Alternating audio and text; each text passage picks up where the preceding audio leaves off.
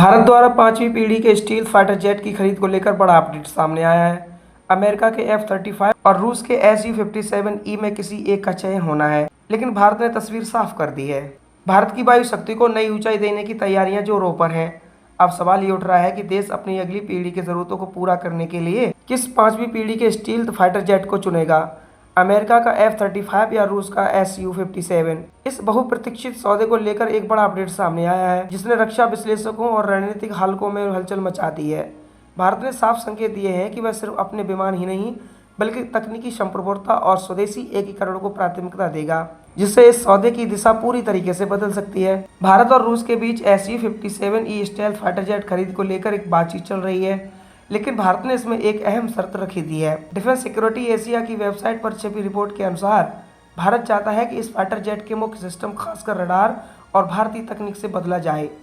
इस मांग ने अब रूसी रक्षा विभाग में चिंता और असंतोष पैदा कर दिया है। इसमें भारत का मानना है कि रूस का रडार कमजोर है और हमारी तकनीक बेहतर है। रडार जो गैलियम आर्सेनाइड यानी GAS तकनीक पर बना है, नई पीढ़ी की जरूरतों को पूरा नहीं करता है।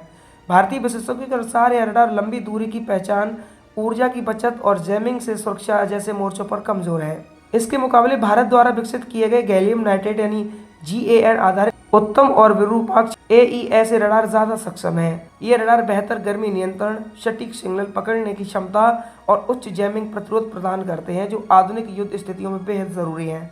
भारत चाहता है कि Su-57E जेट में तेजस में इस्तेमाल हो रहे उत्तम रडार या फिर Su-30 MKI में जोड़े जा रहे विरूपाक्ष रडार को शामिल किया जाए। ये दोनों रडार DRDO द्वारा विकसित किए जा रहे हैं और इनका निर्माण गैलियम नाइट्रेट सेमीकंडक्टर तकनीक पर आधारित है। इस मांग के पीछे भारत की आत्मनिर्भर भारत नीति है, जिसके तहत रक्षा क्षेत्र में विदेशी निर्भरता घटाकर स्वदेशी तकनीक को बढ़ावा देना के लक्ष्य है। भारत की इस रणनीति से यह साफ है कि अब देश सिर्फ हथियार ही नहीं खरीदना चाहता, बल्कि उनमें अपने तकनीकी मानकों और सिस्टम को भी लागू करना चाहता है, जिससे राष्ट्रीय सुरक्षा पर संप्रभु नियंत्रण बना रहे।